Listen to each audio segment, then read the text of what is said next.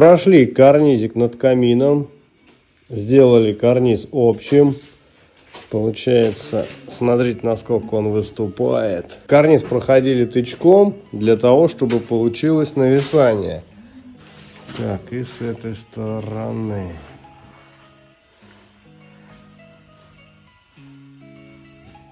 Вот так вот это все выглядит.